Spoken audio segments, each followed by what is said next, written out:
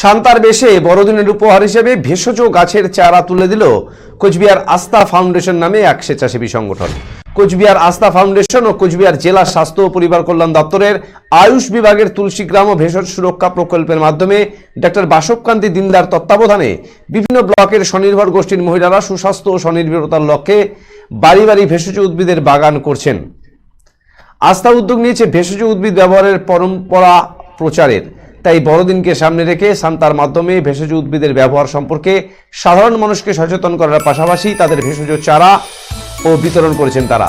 দৈনন্দিন জীবনে খাদ্য মশলা প্রসাধন ওষুধ হিসেবে ব্যবহার করা যাবে এমন ব্রাহ্মী, কুলেখাড়া, পুদিনা, তুলসী, বাসক, অ্যালোভেরা, ভৃঙ্গাজ, আয়াপান প্রভৃতি চারা দিয়ে সহযোগিতা করছে আয়ুষ বিভাগ।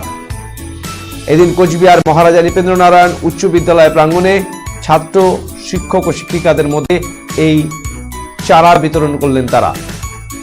তার সাথে বিভিন্ন চারা সম্পর্কে সকলকে বোঝানো হয়। উপস্থিত ছিলেন মহারাজা নৃপেন্দ্রনারায়ণ উচ্চ বিদ্যালয়ের শিক্ষক শিক্ষিকা শ্যামল দে, সুমনা সেন, তার সাথে পথচলতি মানুষ, কলেজ ছাত্রছাত্রীদের হাতেও এদিন এই ভেষজ উদ্ভিদের চারা তুলে দেওয়া হয়। উপস্থিত ছিলেন আস্থা ফাউন্ডেশনের কর্মকর্তারাও। ম্যাডাম, গাছের চারা পেয়ে বড়দিন উপলক্ষে যে তার আগে যে উপহার পেলেন কেমন লাগলো? ভীষণ ভালো লাগলো। কি গাছ নিলেন? আমি একটা নিলাম হচ্ছে রামতুলসী গাছ, আরেকটা গাছ পেলাম হচ্ছে ব্রাহ্মী শাকের গাছ, যেটা ব্রাহ্মী শাক আমরা সবাই জানি ব্রেনের জন্য ভীষণ ভালো। তো আর রামতুলসী গাছের তো কি বলবো, যত সুনাম তত কম হবে। এটা সর্দি কাশির জন্য এই ধরনের উদ্যোগ কেমন লাগলো? খুবই ভালো উদ্যোগ।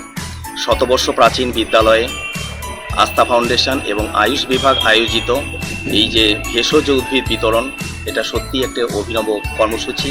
খুবই ভালো, কারণ এখন যে হারে পরিবেশ দূষিত হচ্ছে সেখানে যেমন গাছ লাগানো প্রয়োজন, পাশাপাশি আমরা যেভাবে ভেজাল খাদ্য খাচ্ছি, যা কিছু খাই সকাল থেকে রাত পর্যন্ত সবই ভেজাল, বিভিন্ন কালার মেশানো এবং বিভিন্ন কীটনাশক দেওয়া এবং ফরমালিনযুক্ত খাবার, সেখান থেকে আমাদের শরীরে নানা রকম রোগ ব্যাধি তৈরি হচ্ছে। সেই ব্যাধির হাত থেকে বাঁচার জন্য অবশ্যই ভেষজ উদ্ভিদ বাড়িতে রোপণ করা প্রয়োজন।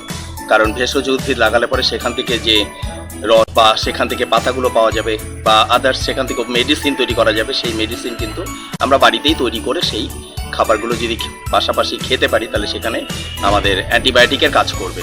পাশাপাশি আরও অনেক ধরনের ফল যেমন পাওয়া যায়, যেমন আমাদের এখানে কালো মেঘ, ঘৃতকুমারী, তারপরে কুলেখাড়া, এগুলো সব কিছুরই প্রয়োজন। কারণ শরীরে হিমোগ্লোবিন কমে যায়, বেশিরভাগ মহিলাদের তো এটা কমন রোগ হিমোগ্লোবিন কমে যাওয়াটা।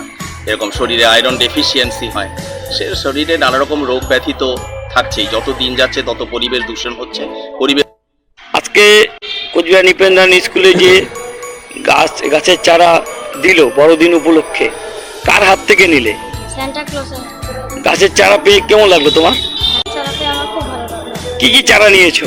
আমি নিয়েছি কুলেখাড়া আর নিয়েছি হচ্ছে তোমার নাম? মোহাম্মদ জুনাইদ ইসলাম। কোন স্কুলে পড়ো? শ্রী অরবিন্দ পাঠ্যক্রম। গাছের চারা পেয়ে কেমন লাগলো? স্কুলে কোনো বাচ্চা থাকলে গাছগুলো চিনি, তারপরে বাড়িতে ওটা লাগাক, এই গুণাগুণটা যেন ভালো করে শেখানো হয়।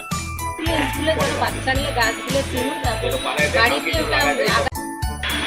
আজ আমরা বড়দিনের প্রাক্কালে, আমরা সবাই জানি 25 ডিসেম্বর বড়দিন।